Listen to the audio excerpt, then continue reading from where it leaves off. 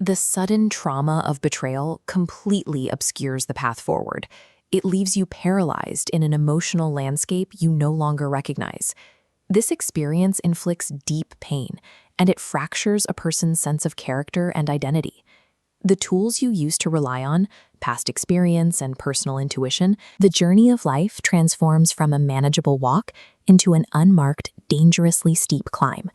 We can no longer rely on our own compromised vision.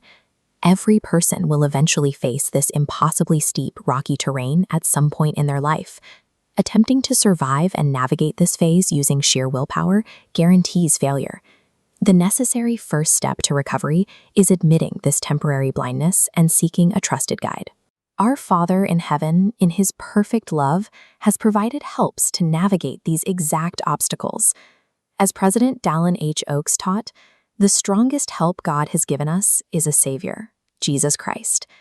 Admitting you are overwhelmed is not a sign of weakness.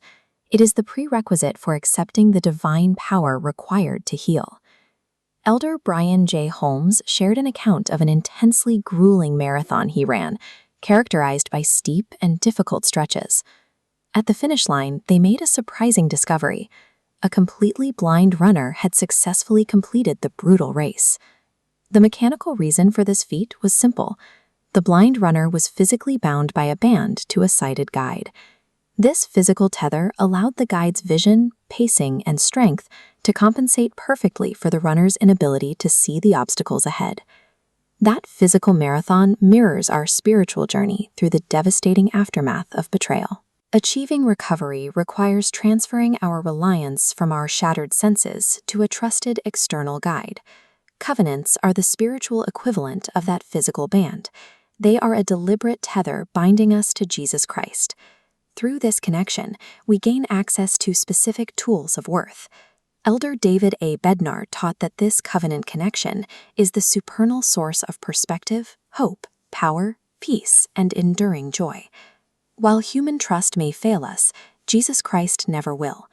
Once we bind ourselves to Him, only we can break the connection. A betrayer proves unreliable, but the Savior remains constant.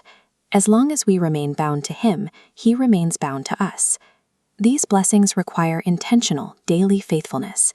They do not flow merely from past participation. Healing from trauma is a continuous, active process of drawing power and restoring our identity through our unbreakable covenant connection to Christ.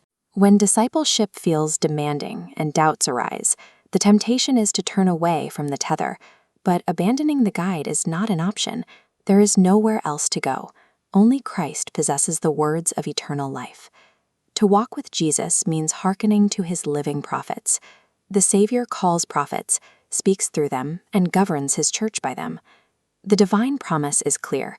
Those who follow appointed servants will not be moved out of their place. Their identity remains secure. We know Christ is reliable because He already climbed the steepest, most agonizing mountain to bear the weight of our salvation. Because He survived that ultimate climb, our personal mountains of betrayal are no longer insurmountable. With Jesus Christ as your guide, overcoming the impossible trauma of betrayal is entirely within your reach. The clear path forward requires binding ourselves through ongoing covenants and strictly following prophetic guidance.